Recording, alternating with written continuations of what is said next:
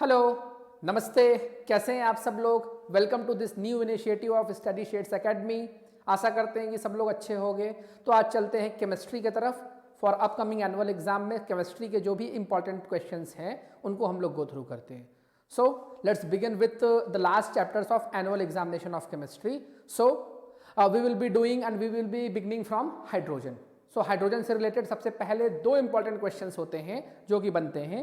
वो पहला क्वेश्चन होता है कि what is laboratory method for the preparation of hydrogen and another question is what is industrial method for the preparation of hydrogen.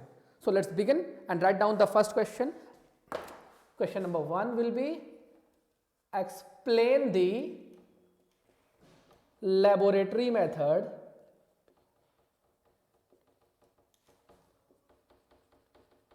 for the preparation of hydrogen. For the preparation of hydrogen. So laboratory method for the preparation of hydrogen में हमको कौन कौन से ऐसे important topics होंगे या terms होंगे जिसके लिए मुझे आंसर निकालना होगा. So here are the topics and here are the terms that you have to learn. Number 1 is what is reactant. What is the reactant that is used for the laboratory method preparation? Number 2 is what is the reaction? What is the reaction that has been used for the laboratory method for the preparation of hydrogen? Similarly, we will be having third set of question as how will you collect hydrogen gas? And similarly, in the D part, we have to write down the drying agent. What are the drying agent for preparation of hydrogen in the laboratory method? And one more part is you can also write down the impurities that is needed to be added for the preparation of hydrogen in the laboratories method. We have question number 2 is ki what is the industrial method for the preparation of hydrogen? So we will write down question number 2 and here is question number 2 as what is industrial method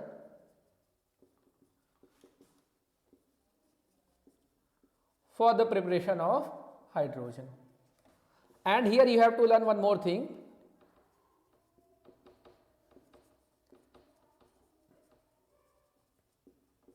कि industrial method of preparation of hydrogen को हम लोग किस नाम से जानते हैं. तो याद रखना industrial method for the preparation of hydrogen को हम लोग बूस्ट प्रोसेस के नाम से जानते हैं. तो we will write down as boost process. तो सिमिलरली इसके भी सबसेट्स में हम लोग वही क्वेश्चंस करेंगे जो क्वेश्चंस हम लोगों ने ऊपर पार्ट 1 में किए हैं. क्या कि what are the reactants required. कौन कौन से हमें रिएक्टेंट्स की रिक्वायरमेंट होती है. Second, what will be the reaction that is required for the preparation of hydrogen. Third, how will you collect this gas? Fourth, what will be the drying agent? And again, fifth will be impurities. And here, apart from these impurities, you also have to write what is the temperature and what is the catalyst that has been required for the industrial process of hydrogen. Back to the question number 3. We are having question number 3 as state why hydrogen is not prepared in the laboratory by the action of calcium with dilute sulfuric acid, lead with dilute HCl. So in this question, especially in question number 3, आपको ये reason बताना है कि laboratory में हम लोग calcium को dilute sulphuric acid के साथ रिएक्ट करके क्यों नहीं यूज करते और उसके बाद लेड को डाइल्यूट HCl के साथ हम लोग laboratory method of preparation of hydrogen में यूज क्यों नहीं करते. Now next question number 4. Question number 4 हमारा क्या है. In the laboratory method for the hydrogen preparation from zinc and dilute HCl give reason why complete apparatus is airtight. B part, dilute nitric acid is not used as a reactant acid. C part, hydrogen is not collected over air.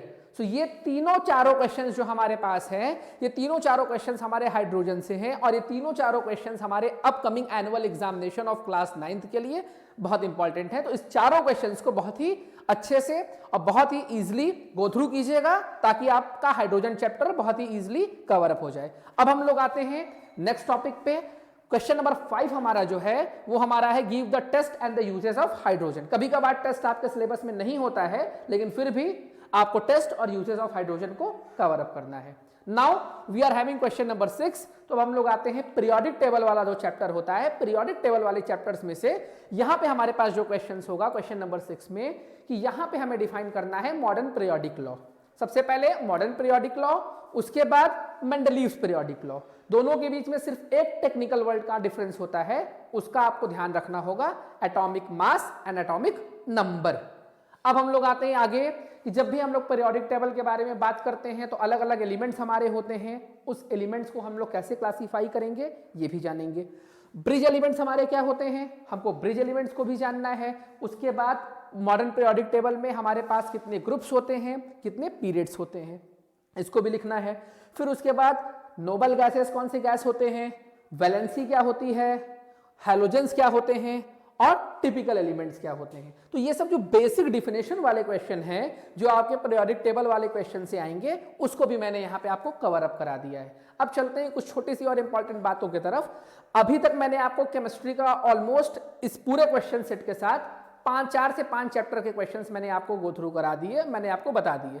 और अगर आपको further भी chemistry के questions चाहिए होंगे या physics या फिर किसी भी सब्जेक्ट का चाहिए होगा तो आप प्लीज कमेंट करके मुझे सब्जेक्ट बताओगे तो मैं उसके क्वेश्चंस आप लोगों के लिए प्रिपेयर कर दूंगा। और अगर आपको आने वाले एनुअल एग्जाम में किसी भी सब्जेक्ट में कोई डर है, किसी भी सब्जेक्ट में डर लग रहा है कि आपको कैसे एग्जाम में क्वेश्चंस को सॉल्व करना है या फिर कैसे प्रिपेयर करना है, कितना प्रिपेयर करना है कि आपका स्मूथली एनुअल एग्जाम कंडक्ट हो जाए, तो please feel free to contact. I am over here for you all to help you, to give you solutions of your various problems. So हम लोग चलते हैं नेक्स्ट क्वेश्चन पे।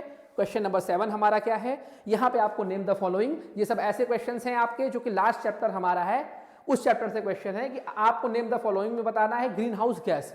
What are the different type of green house gas, what do you mean by acid rain, acid rains में कौन कौन से acids हमारे होते हैं जो कि हम लोग जो हमारे बनते हैं। Question number 3, here you have to write down the full form of CFC। तो देखो अभी तो मैं शॉर्टेज ऑफ टाइम की वजह से सिर्फ आप सब लोगों को क्वेश्चंस बता रहा हूं, क्वेश्चंस करा रहा हूं। अब ये जो हमारा अपकमिंग न्यू सेशंस आएंगे उसमें से मैं आप सब लोगों के लिए important terms, important topics with complete explanation लेके आऊंगा। अब हम लोग आते हैं क्वेश्चन नंबर 8। क्वेश्चन नंबर 8 के लिए अब हम लोग चले जाएंगे केमिकल बॉन्डिंग वाले चैप्टर की तरफ। यहां पे हमारे पास एक क्वेश्चन है कि एक कोई एलिमेंट है, वो एलिमेंट हमारा है X, वो एलिमेंट हमारा है X और उसका एटॉमिक नंबर जो है, उस एलिमेंट का जो एटॉमिक नंबर है वो है 17। सो 17 एटॉमिक नंबर किसका होगा, जिसका भी होगा वही हमारा एलिमेंट होगा X। अब हमको ये बताना है कि जो एलिमेंट X है वो हमारे कौन से पीरियड और कौन से ग्रुप से बिलोंग करता है। सिमिलरली इसके बाद इसका बी पार्ट हमारा है, बी पार्ट में हमको ये बताना होगा कि जो भी एलिमेंट है हमारा एलिमेंट मेटल होगा या नॉन मेटल होगा। Similarly part C, write down the formula, वो जो भी एलिमेंट X है उसका फॉर्मूला हाइड्रोजन के साथ। तो ऐसे क्वेश्चंस आपके इंपॉर्टेंट हैं और ऐसे क्वेश्चंस आपके आने वाले एनुअल एग्जाम में आपको 110% श्योर है आपके पेपर्स में आपको मिलेंगे। मैं कंप्लीट डिस्क्रिप्शन भी दे दूंगा कि कैसे कौन कौन से चैप्टर से, कौन कौन से सब्जेक्ट से या फिर क्या क्या ऐसा क्वेश्चंस है जो कि आपके एनुअल एग्जामिनेशन में अलग अलग सब्जेक्ट्स में आएगा। लेकिन उसके लिए आप सब लोगों को बिल्कुल बताना होगा कि आपको कौन कौन से सब्जेक्ट में उसकी रिक्वायरमेंट चाहिए, कौन कौन से सब्जेक्ट्स में उसकी रिक्वायरमेंट नहीं चाहिए। अब हम लोग आते हैं जो हमारा नेक्स्ट सेट ऑफ क्वेश्चन है, जो कि हमारा लास्ट क्वेश्चन है, जहां पे हमको स्ट्रक्चर ड्रॉ करना है इलेक्ट्रोवैलेंट कंपाउंड में। स्ट्रक्चर ड्रॉ करना है हम लोग को इलेक्ट्रोवैलेंट कंपाउंड में, जैसे आयोनिक कैरेक्टर होगा वो ड्रॉ करना होगा हमको NaCl के लिए, MgCl2 और कैल्शियम ऑक्साइड। तो इतने पोर्शंस, इतने क्वेश्चंस को अगर आप लोग गो थ्रू करेंगे तो आने वाले टाइम में जो आपका केमिस्ट्री का एग्जाम है उसके लिए आपकी प्रिपरेशन बहुत अच्छी हो जाएगी। और फर्दर क्वेश्चंस के लिए या फिर फर्दर्स आपके डाउट्स के लिए, फर्दर्स आपके प्रॉब्लम्स के लिए आप लोग फ्री हैं, अपने क्यूरीज को आप रख सकते हैं। I am over here to give you all a good solution for your problem. So please keep working hard, keep supporting us and keep helping us to grow. I am over here for you all only. I am investing my time so that you guys can go through all your solutions and you guys don't have any type of problems, especially in your studies. So आपको आने वाले time में किसी specific topic पे या किसी specific subject पे या किसी स्पेसिफिक क्वेश्चन चाहिए होंगे तो वो भी आप मुझे कमेंट सेक्शन में बताएंगे। तो उन टॉपिक से रिलेटेड या फिर उस क्वेश्चन से रिलेटेड जो कुछ भी आपके डाउट्स हैं हम पूरी कोशिश करेंगे कि उसको आप लोगों के लिए क्लियर किया जा सके और आप लोगों को एक अच्छा प्लेटफॉर्म दिया जा सके जहां पे आप बिल्कुल कन्वीनियंट फॉर्म में अपने स्टडीज की तरफ बढ़ सके। Thank you.